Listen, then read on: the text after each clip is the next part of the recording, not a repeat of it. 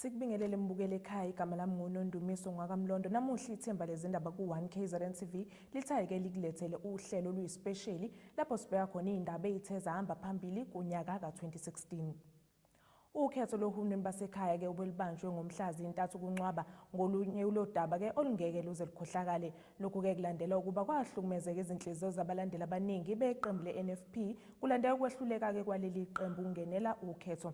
Kulolu khetho ke kwabonakala neqembu leDA lingenisa kakhulu kwimikhandlu emikhulu.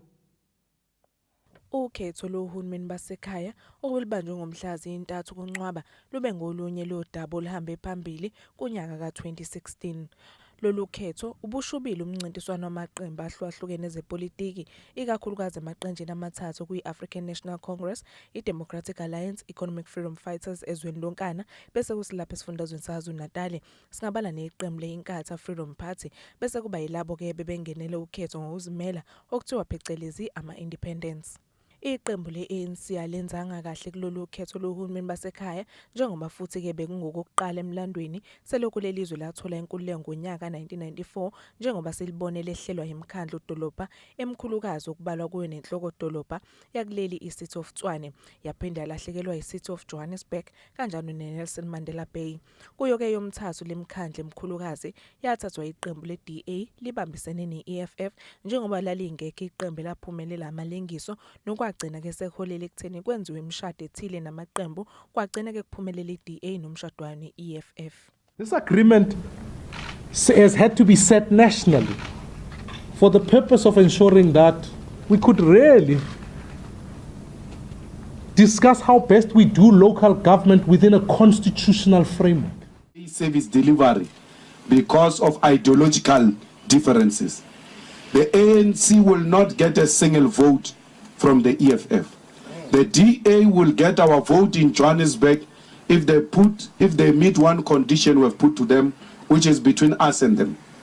We don't want to be anything in all those municipalities where we'll be voting for the opposition. We're not co-governing. We're not going to compromise the brand EFF. We'll vote for the opposition because the ANC must be removed from power. And this is the start of removing the ANC from power. We can't be neutral. If we are neutral, we are sellouts, we are cowards. It means we don't want to take a stand. We've taken a stand and we're going to vote for the opposition. DA must know our voting for them in these metros does not mean we're in bed together. They are a better devil compared to the ANC.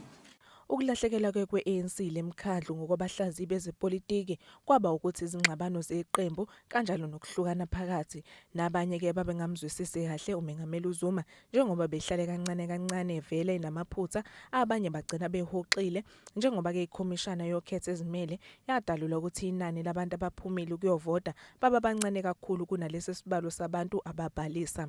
Isigungu esiphezulu se-ANC sabiza isithangamsa bezindaba lapho saveza khona ukuthi lokho kwenzalile ngemphumela yokhetho izisolayo noqobo ngoba yibone engathi abalalanga abantu bayo uma ngabe benza isiphakamiso.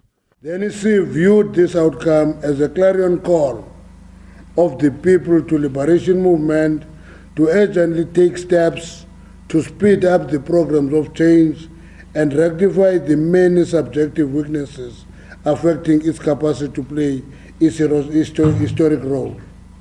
This has to start with a serious, objective and robust introspection within the movement itself, starting with the leadership at all levels. The NEC believes that arresting the electoral decline would require the ANC to immediately and courageously embark on bold strategies to re-energize our structures and supporters. This will require us to deal with the perceptions of the ANC being arrogant, being self-serving, being soft on corruption, and increasingly distant from its social base.